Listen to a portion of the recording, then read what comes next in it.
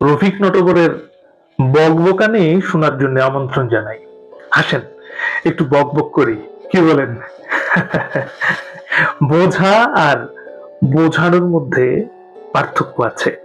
যারা বোঝে তাদের বোঝাতে হয় না, আর যারা সব বুঝেও না বোঝার ভান করে তাদের বোঝানো যায় না। কেউ আপনাকে বোঝে মানে তার কাছে অহেতুক কোনো ব্যাখ্যার প্রয়োজন নেই।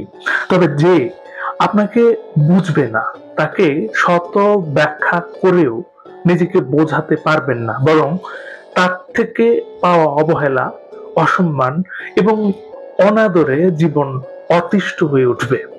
আপনার অসহায়ত্ব, দুঃখ, কষ্ট, খারাপ লাগা, অনুভূতি ঠিকই তাদের কাছেই মূল্য হারাবে যারা আপনাকে বোঝে না, বুঝতে চায়ও না। আর যারা আপনাকে বোঝে, আপনার সকল দুঃখ, কষ্ট, খারাপ লাগা, অনুভূতিকে গুরুত্ব সহকারেই তারা দেখে।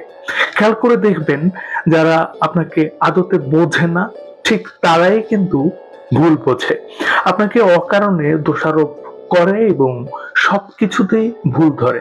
আপনাকে বুঝবে এমন সময়টুকু কিংবা ইচ্ছেটুকু নেই তাদের। আচরণ, ব্যবহার এবং ব্যক্তিত্ব মানুষের ভেতরের মানুষটাকে বের করে আনে। আপনার ভালো আচরণ, ভালো ব্যবহার এবং অমায়িক ব্যক্তিত্বের পরেও যারা আপনাকে বুঝতে চায় না, আপনাকে বোঝে না, তারা কখনোই আপনার কদর করবে না। তারা শুধু আপনার কাছ থেকে পেতে চাইবে, এমনকি আপনি পুরোপুরি নিঃস্ব হয়ে যাওয়ার পরেও।